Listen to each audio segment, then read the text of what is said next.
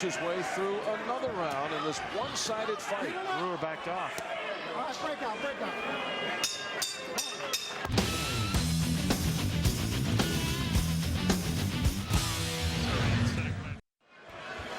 There you go. Blue Horizon tonight, the scene of its first world title fight. Charles Brewer in the white and red trunks, making his first title defense of the IBF Super Middleweight crown. Joey DeGrandis comes in from Boston to try to take it away, and he has right now 3 more rounds to pull off a miracle finish if he wants to bring this belt back to Boston. DeGrandis very game. He's taken everything that Charles Brewer's had to offer. He remains on his seat. Tough cookie who has never been down, and that still remains the case, but he's been eating a lot of leather from the champion tonight. He has been pummeled throughout this fight. He says, I like to go to the body, DeGrandis does, but we've seen very few body punches from Joey. In fact, they begged him between rounds. You heard Lou Duva begging for body punches from him. He wanted DeGrandis to go to Brewer's midsection in the midsection of this fight, and that opportunity is now gone, so their only hope would be catching Brewer with a wild shot, because Brewer has not been beaten down to the body in this fight, and that's the key strategy for Joey DeGrandis going in. His only strategy going into this fight. Not really known as a heavy knockout artist, although he does have 11 KOs and 23 wins, and I'm telling you, everybody has power. I've never been hit with an easy punch.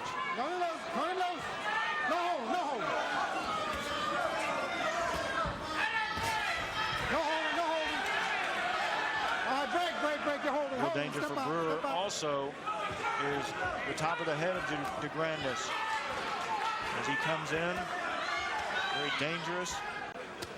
That head is a projectile.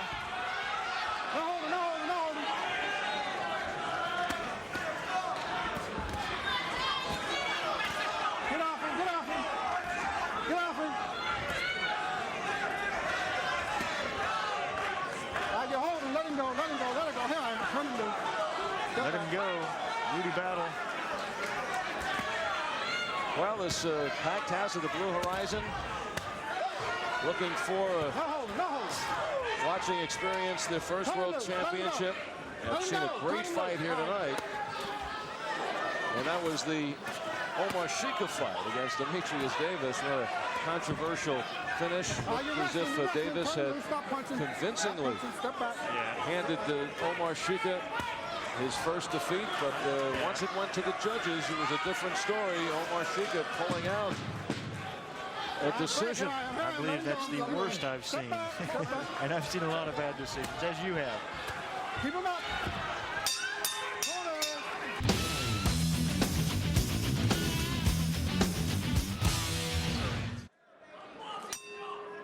Round 11.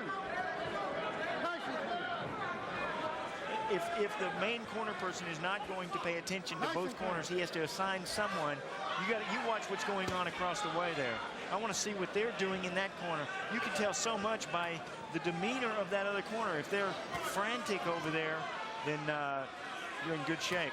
And they've been frantic in that corner, begging, pleading with Joey DeGrandis. Please throw body punches. There's some. But in the 11th round of a 12-round fight, you wonder if that's too late. Champion Charles Brewer, 29 years of age, from here in Philadelphia, born and raised, looking for his 30th professional win against 5 defeats, looking for his first world title defense. 28-year-old Joey DeGrandis from Boston has won 23 and lost 3. And there's no question this is the roughest opponent he has ever faced. And getting an opportunity here at a world title, although in the backyard of the champion. Charles Brewer very much at home here in the blue. 14th fight in front of this friendly crowd.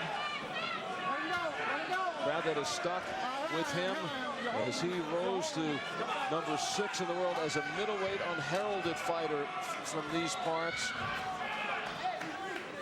and then hit a stretch where he really had difficulty fighting as a middleweight. And that may have been the problem, where he was beaten 3 times in 4 fights, stopped in 2 of them, knocked down in all 3 of the defeats, but never lost sight. Came back, started ripping opponents and knockdowns as a super middleweight all the way to the championship, and winning it in June against Gary Ballard in a convincing, dominating 5th round knockout.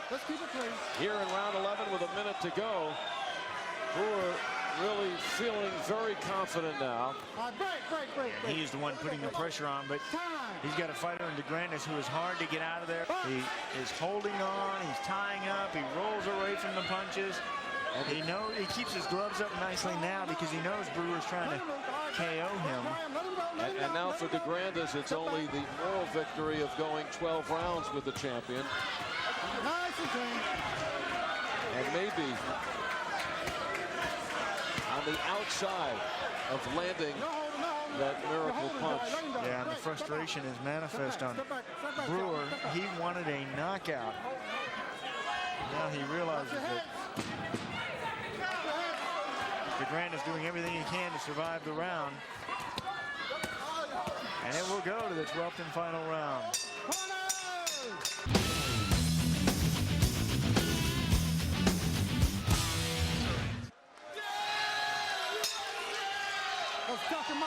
Nice clean last round. Nice and clean. 12th and final round at the Blue Horizon. And Charles Brewer really opening it up. He's going for the KO here on the 12th. He is full of confidence. He is wired here in round number 12. He looks to still be extremely fresh. And he's going to go for it. And in the meantime, when you go for it also, maybe a little open. So Joey DeGrandis try to see if he has enough left to sneak in the big shot. But right now, all the steam out of DeGrandis. Very confident coming in, very tough talking. But that has been punched out of him here in the 12. He had respect for Brewer coming in. He knew he was a tough fighter and a good world champion, but certainly much more respect now actually standing in front of him and taking his shots and finding that he has been unable to do what he set out to coming into this fight. Was never able to get inside on Brewer. And right now, Brewer just keeping DeGrandis at a distance, a very, very dangerous distance for DeGrandis. The end of Brewer's punches. Let him go, let him go, let him go. Really a different classification of fighters. I mean, you really see the different levels. DeGrandis only had one style coming into this fight. It's not going to work on a good fighter like Charles Brewer. You got to bring many different plans. You got to be able to adapt. You got to be able to change up. Stay off the back of the head. Step back, step back. Can't throw the same pitch every time out. Like that. Batters will see it coming. Brewer said if he fought DeGrandis, felt that if he got Brewer past the 3rd, that Brewer would not be able to hold up or falter and tire after 3. Brewer is showing that he certainly isn't faltering and actually started boxing and just dissecting his opponent. That's Charles Brewer, who has been this 12-round distance on 2 different occasions.